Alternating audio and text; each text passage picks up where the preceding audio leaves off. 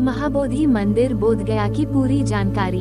महाबोधि मंदिर बिहार के बोधगया में स्थित एक यूनेस्को विश्व छाया स्थल है, जिसकी गिनती भारत के 10 सबसे प्रसिद्ध मंदिरों में की जाती है। महाबोधि मंदिर एक बौद्ध मंदिर है, जिसे महान जागृत मंदिर भी कहा जाता है। बता दें, यह मंदिर जो उस स्थान को प्रतिष्ठित करता है जहां भगवान बुद्ध ने आत्मज्ञान प्राप्त किया था। भगवान बुद्ध भारत के धार्मिक इतिहास में बहुत महत्वपूर्ण स्थान रखते हैं, क्योंकि उन्हें माना जाता है कि वे 9वें और भगवान विष्णु के सबसे हाल के अवतार हैं जिन्होंने पृथ्वी पर कदम रखा था। मंदिर 4.8 हेक्टेयर क्षेत्रफल में फैला है और 55 मीटर लंबा है। पवित्र बोधि वृक्ष मंदिर की निचली ओर स्थित है और माना जाता है कि यह वास्तविक वृक्ष का प्रत्यक्ष वर्ग है, जिसके अधीनस्थ भगवान गौतम बुद्ध ने ध्यान दिया और आत्मज्ञान प्राप्त किया। महाबोधि मंदिर का इतिहास। महाबोधि मंदिर का निर्माण स्पष्ट रूप से अज्ञात है, लेकिन यह मंदिर लगभग 2000 वर्षों से हिंदू और बौद्धों के लिए एक प्रमुख तीर्थ स्थल है। ये सबसे प्राचीन बौद्ध मंदिरों में से एक है। इस मंदिर में अशोक के काल के कुछ शिलापट भी मौजूद हैं, जो 232 BC के हैं।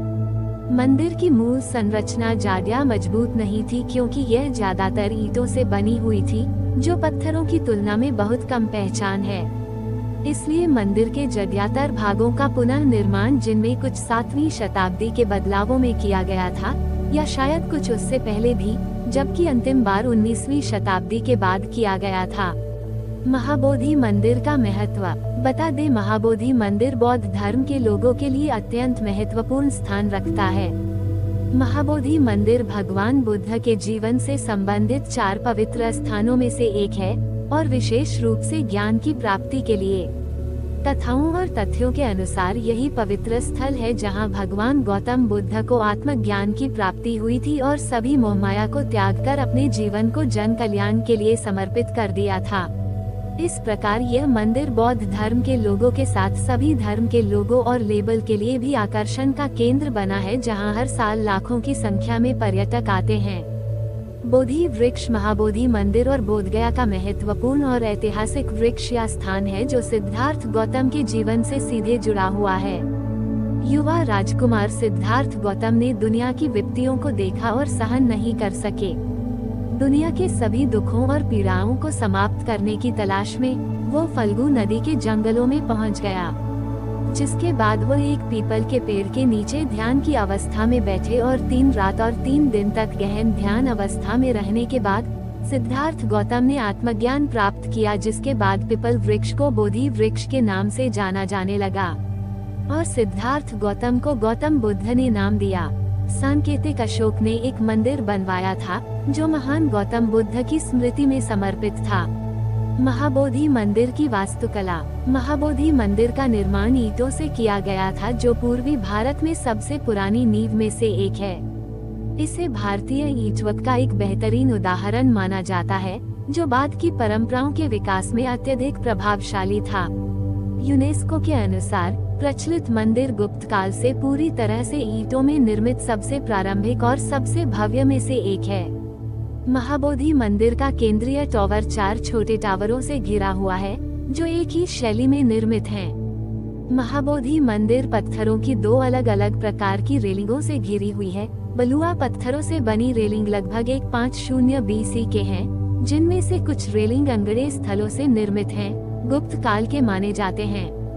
पुरानी रेलिंग में लक्ष्मी, हिंदू बौद्ध धन की देवी, हाथी द्वारा स्नान किए जाने जैसे दृश्य हैं, जबकि नई रेलिंग में स्तूपों की सतहें, अवशेषी मंदिर और गरुड़ चिल हैं। प्राचीन मंदिर के गर्भगृह में बुद्ध की एक सोने की प्रतिमा रखी गई है और यह काले पत्थर से बनी है। ये बंगाल के पाल राजाओं ने बनवाया था। बुद्ध को भूमिपुत्र मुद्रा आसन या पृथ्वी स्पर्श मुद्रा में भी देखा जाता है। महाबोधि मंदिर के दर्शन के लिए टिप्स।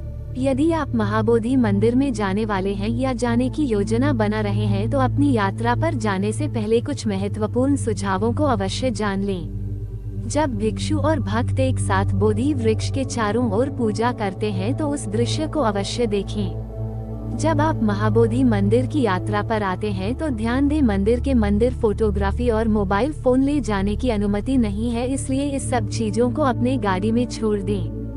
ध्यान दें, मंदिर की पूरी और विस्तृत यात्रा के लिए 2-3 घंटे का समय अवश्य निकालें। महाबोधि मंदिर का समय। यदि आप महाबोधि मंदिर की यात्रा पर जाने वाले हैं और मंदिर की टाइमिंग खोज रहे हैं तो हम आपको बताते हैं। महाबोधि मंदिर प्रतिदिन सुबह 5 बजे से दोपहर 12 बजे शाम 4 बजे तक खुला रहता है। महाबोधि मंदिर की प्रवेश सेवा। महाबोधि मंदिर के दर्शन के लिए देखने वाले और श्रद्धालुओं को बताएं, मंदिर में प्रवेश और दर्शन के लिए कोई भी शुल्क नहीं है। महाबोधि मंदिर के आसपास घूमने की जगहें। यदि आप बोधगया में महाबोधि मंदिर घूमने जाने का प्लान बना रहे हैं तो क्या आप जानते हैं कि बोधगया में महाबोधि मंदिर के साथ और भी कई पर्यटन स्थल मौजूद हैं जिनमें आप महाबोधि मंदिर की यात्रा में घूम सकते हैं। थाई मठ, रॉयल भूटानी मठ, बुद्ध की सर्वोच्च प्रतिमा, जापानी मंदिर, आर्कियोलॉजिकल मैजिकल, तिब्बती बाजार, मुचलिंदा झील, चीनी मंदिर, विष्णुपद मंदिर, गया, वियतनामी मंदिर, डोंगेश्वरी पहाड़ियाँ। महाबोधि मंदिर घूमने का सबसे अच्छा समय। चूंकि बौद्ध पूर्णिमा, बुद्ध पूर्णिमा गर्मी के महीने में देरी होती है, इसलिए अत्यधिक गर्मी होने के कारण दुनिया के कोने से तीर्थयात्री बुद्ध जयंती मनाने के लिए यहाँ आते हैं। अगर आप मई के महीने में बह गए हैं तो वायरल टेक्सचर बहुत कम होते हैं। अप्रैल से जून के बीच यहाँ गर्मी में पैदल चलकर बोधगया के सभी दृश्य संभव नहीं हो पाते हैं, इसलिए इस महीने कम पर्यटक आते हैं। मार्च से अक्टूबर के बीच का महीना आगमन के लिए सबसे अच्छा माना जाता है। इस दौरान पर्यटक बिना अधिक गर्मी या बारिश के बेहद आराम से भटक सकते हैं।